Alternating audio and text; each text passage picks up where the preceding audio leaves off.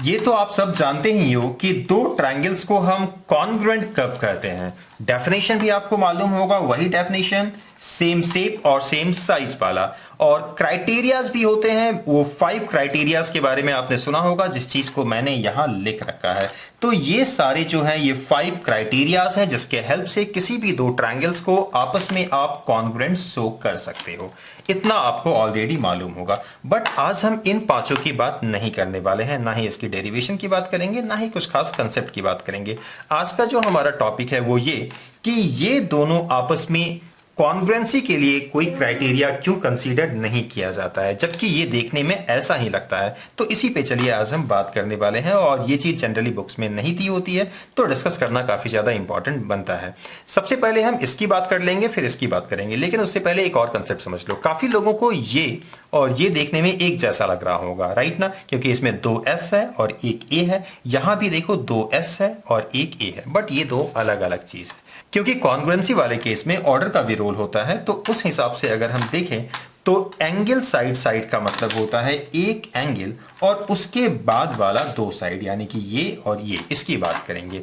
जबकि side angle side का मतलब होता है कि 2 साइड्स ले लो, कोई भी 2 साइड्स ले सकते हो, लेकिन इसके बाद जो आप एंगल लोगे ना, इन दोनों के हेल्प से जो एंगल बन रहा है उसी को लोगे, यानी इसको लोगे, ना कि आप इसको लोगे, राइट। तो इन दोनों में आप फर्क तो समझ गए ना कि साइड एंगल साइड का मतलब कुछ ऐसी बातें होगी और एंगल साइड साइड का मतलब ऐसी बातें होगी। तो ये तो कॉन्ग्रुएंसी के लिए कंडीशन है। अभी इसको काट देते हैं। ये तो कॉन्ग्रुएंसी के लिए कंडीशन है, लेकिन ये कॉन्ग्रुएंसी के लिए कंडीशन नहीं है। तो इसी पे आज हम लोग चलिए डिटेल में चीजों को समझते हैं। लेकिन इससे पहले, जैसा कि मैंने बताया, इस चीज को समझाऊंगा क्योंकि उसको समझना और समझाना थोड़ा सा आसान है। तो पहले उसी चीज को समझा देता हूं। देखो, ट्रिपल ए का मतलब क्या है? 2 ऐसे ट्रायंगल्स जिसकी करस्पॉन्डिंग एंगल्स इक्वल हो। ठीक है, तो देखो ये 2 ट्रायंगल्स मैंने बना लिया। मान लो ये 60 है, ये 60 है, ये भी 60 है, कुछ और भी हो सकता है ये एंगल्स। यहां भी देखो मैंने वैसा ही किया, तीनों एंगल्स को मैंने 60 बना दिया। तो आप देख सकते हो इस केस में ये तीनों, ये दोनों इक्वल, ये दोनों इक्वल, ये दोनों इक्वल, राइट। और देखने में भी ये बराबर ही लग रहा है। तो इस तरीके से हम इन दोनों को कॉन्ग्रुएंट बोल सकते हैं। शायद ये हो जाए, एग्जैक्टली हम नहीं बोल सकते हैं। अब इस चीज को बेहतर समझाने के लिए मैं फिगर थोड़ा अजीब बना देता हूं। देखो, एक देखो ऐसा मैंने बनाया, यहां भी ये 60, ये 60, ये 60, और एक जो मैंने बनाया थोड़ा सा बड़ा बना लिया, इनफैक्ट थोड़ा ज्यादा ही बड़ा बना लिया, और यहां भी देखो सारे 60, 60, 60 है। तो क्या इंस्टेंटली आप देख के बता सकते हो हाँ ये दोनों आपस में कॉन्ग्रुएंट नहीं है, राइट ना, कि ये दोनों आपस में कॉन्ग्रुएंट नहीं है। तो ट्रिपल ए जो है ये कॉन्ग्रुएंसी के लिए कंडीशन नहीं है, तो इसको हम कंसीडर इसलिए नहीं करते हैं। लेकिन अब बात करते हैं एंगल साइड साइड में, यहां क्या प्रॉब्लम है। देखो, इस चीज को समझना थोड़ा सा डिफिकल्ट है, क्योंकि जब आप इस चीज को बनाओगे फर्स्ट टाइम तो आपको लगेगा क्या कि कोई भी ट्रायंगल बना लो। थोड़ा सा समझना और ध्यान दीजिएगा। मैं ये मान के चलता हूं कि ये सारी चीजें आपको मालूम है और थोड़ा एडवांस आप समझना चाहते हो, और अगर बेसिक ही आपके पास नहीं है तो फिर तो एडवांस की बात करना थोड़ा सा नाइंसाफी होगा, इसलिए थोड़ा ध्यान से समझिएगा। ओके, अब ऐसा करते हैं, एक ट्रायंगल बनाते हैं और वहां इस चीज को सेटिस्फाई करने की कोशिश करते हैं। इसके लिए देखो मैंने एक ट्रायंगल ऐसा बना लिया और दूसरा ट्रायंगल ऐसा बना लिया। ठीक है, चलो ऐसा नहीं, ऐसा बनाते हैं। ये एक ट्रायंगल बनाया और दूसरा ट्रायंगल बना लिया। अब मान लो ये मैंने बनाया 30 डिग्री, ठीक है, फॉर एग्जाम्पल ये भी मैंने बना लिया 30 डिग्री, और इसको मैं अगर बना दूं 5 सेंटीमीटर, राइट ना, और ये भी 5 सेंटीमीटर। तो जैसे ही मैंने 5 सेंटीमीटर लिखा तो इसकी जितनी लेंथ है हमें इसकी भी लेंथ उतनी लेनी पड़ेगी। तो पहले तो इतना काटना पड़ेगा ना, तो चलो इसको हमें मिटाना पड़ेगा। उसके बाद मैंने क्या बताया, इसके बाद वाला जो साइड है उसकी लेंथ भी इक्वल होनी चाहिए। तो मान लो वो 4 है, 4 बना लेते हैं। तो अब क्या होगा, देखो इसे भी आपको यहां से 4 बनाना होगा।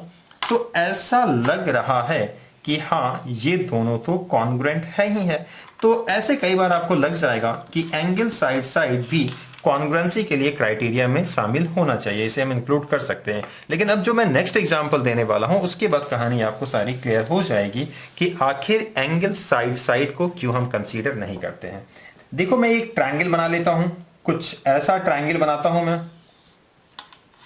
और इसकी लेंथ वगैरह मैं दे देता हूं, जैसे कि ये 30 डिग्री है। इस लेंथ को मैं 9 कंसीडर कर लेता हूं, 9 सेंटीमीटर। और ये थोड़ा छोटा है, सॉरी इसको क्यों लूं, मैं इसको लूंगा तो ये काफी छोटा लग रहा है। तो ऐसा करते हैं 4 सेंटीमीटर ले लेते हैं, ठीक है। ऐसा एक ट्रायंगल आप ओरिजिनल में बना लो, एक्चुअल मेजरमेंट के साथ आप बनाओगे।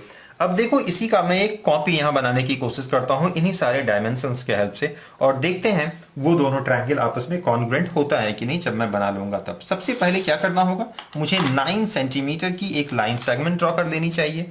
इसके बाद ऑब्वियसली मैं 30 डिग्री बनाऊंगा, क्योंकि यहां तो बनाने का कोई तरीका है नहीं, कहां बनाऊं, तो मैं देखो यहां 30 डिग्री बना लेता हूं, ठीक है। यहां मैं बना लेता हूं 30 डिग्री का, ओके। अभी फिलहाल इसको थोड़ा ज्यादा ही एक्सटेंड कर देता हूं, बाद में कट कर लूंगा इस चीज को। अब देखो हमें क्या है, 4 सेंटीमीटर बनाना है ना, राइट।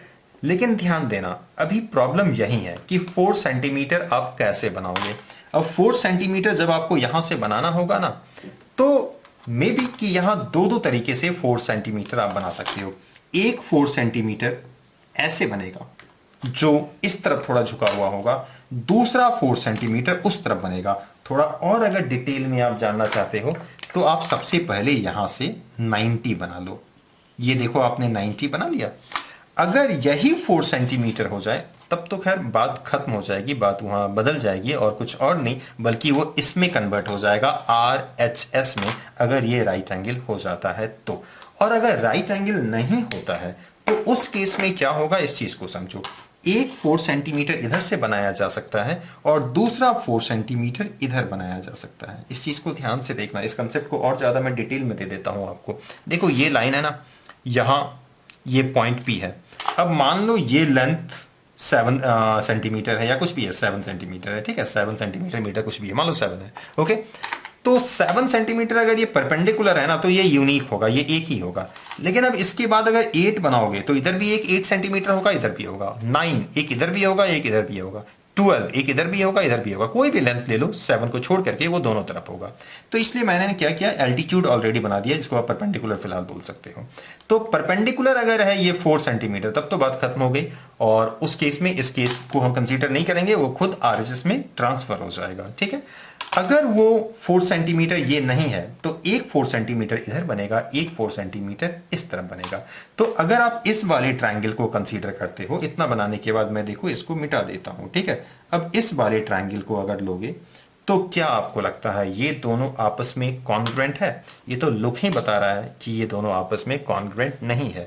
हाँ, इसे लेते आप तो देखो ये एक हद तक आपको कॉन्ग्रुएंट देखने में लगेगा। एक हद तक इसलिए बोल रहा हूं क्योंकि मैंने यहाँ रफ काम किया है। जब इस चीज को आप पूरे तरीके से बनाओगे, एक्चुअल मेजरमेंट के साथ बनाओगे, तो सारी बातें आपको समझ में आ जाएगी, और यहाँ मेन चीज मैंने समझा दिया।